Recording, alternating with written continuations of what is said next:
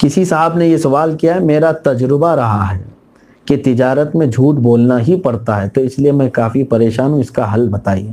آپ کا غلط تجربہ ہوا ہے، آپ نے غلط ٹریک پر تجربہ کیا ہے۔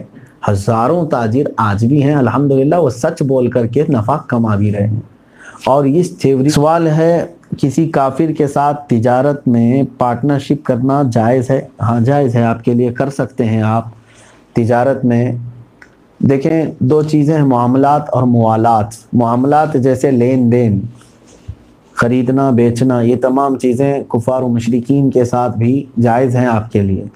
پارٹنرشپ جہاں تک ہے اس میں بھی جائز ہے، آپ کر سکتے ہیں۔ جیسے کہ حضرت عثمان غنی رضی اللہ تعالیٰ عنہ مدینہ طیبہ آنے کے بعد ایک کنویں میں، ایک یہودی کا کنواں تھا اور وہ پانی بیچتا تھا۔ حضور پاک صلی اللہ علیہ وسلم کے صحابہ کے لیے وہ ایک ہی میٹھے پانی کا کنواں تھا۔ حضرت عثمان غنی رضی اللہ تعالیٰ عنہ نے اس سے کہا بھی کہ تو بیچ دے، وہ راضی نہیں ہوا۔ اس کے بعد آپ نے اس کے ساتھ شراکت داری کر لی، یعنی پارٹنرشپ میں، کہ اتنی قیمت لے لے، آدھا کنواں تیرا آدھا میرا، کاٹ کر کے نہیں لیکن باری رکھ دی گئی، ایک دن تو پانی بیچے گا، ایک دن میں پانی بیچوں گا۔ لیکن ہوا یہ کہ حضرت عثمان غنی رضی اللہ تعالیٰ عنہ کی باری جس دن ہوتی، آپ فری میں پانی مار دیتے تھے، اور اس کی باری کے دن کوئی پانی خریدتا نہیں تھا۔ تو تجارت میں شراکت داری، جس کو پارٹنرشپ کہتے ہیں، یہ ہو سکتی ہے، جائز ہے۔ کسی صاحب نے یہ سوال کیا ہے، میرا تجربہ رہا ہے کہ تجارت میں جھوٹ بولنا ہی پڑتا ہے، تو اس لیے میں کافی پریشان ہوں، اس کا حل بتائیے۔ آپ کا غلط تجربہ ہوا ہے، آپ نے غلط ٹریک پر تجربہ کیا ہے۔ ہزاروں تاجر آج بھی ہیں الحمدللہ، وہ سچ بول کر کے نفع کما بھی رہے ہیں۔ اور اس تھیوری کو اپنے دماغ سے نکال دو۔ آپ جھوٹ بول سکتے ہو سکتا ہے دنیا جھوٹ بول سکتی ہے، مگر میرے آقا صلی اللہ علیہ وسلم سے جھوٹ نہیں ہو سکتا۔ اور دنیا کے سب سے بہترین تاجر میرے آقا صلی اللہ تعالیٰ علیہ وسلم نے یہ ثابت کر دکھایا کہ سچ کے ساتھ تجارت ہو سکتی ہے بغیر جھوٹ کے بھی، لیکن اس کے لیے آپ کو ہو سکتا ہے تھوڑے دن آزمائش میں دن گزارنے پڑیں گے۔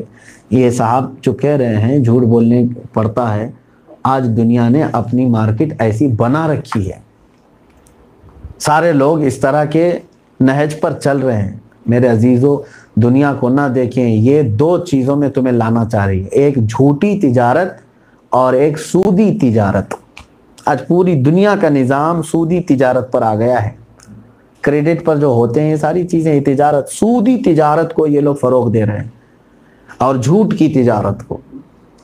یہود و نصارہ کی یہ محبوب مشغلہ اس زمانے سے ہے، آج بھی یہ جھوٹ کی تجارت کرتے ہیں اور سود کی تجارت کرتے ہیں۔ مسلمان کو انہی دو چیزوں سے پاک رہنے کے لیے کہا گیا ہے۔ آپ اگر چاہیں، میں کہتا ہوں، میرا چیلنج ہے، میری بات کو نہ تسلیم کریں، میں کون ہوتا ہوں، لیکن اللہ نے جب وعدہ کیا ہے اور رسول نے وعدہ کیا ہے، تو صرف اتنا تصور کر لو کہ میرے رب نے مجھ سے کہا ہے، یقیناً وہ مجھے نقصان ہونے نہیں دے گا۔ پھر تجارت کر کے دیکھو، سچ بول کر کے، انشاءاللہ العزیز یقیناً مولا تعالیٰ تمہیں برکتیں عطا فرمائے گا، بے پناہ برکت عطا فرمائے گا۔ یہ شیطان تمہارے دماغ میں ڈالتا ہے کہ نہیں، اگر تو جھوٹ نہیں بولے گا تو اتنا خسارہ ہوگا۔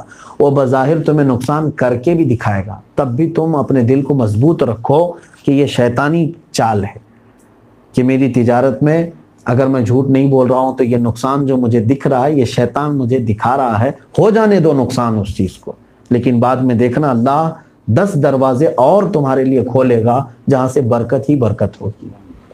تو یہ غلط ہے جنہوں نے یہ کہا ہے۔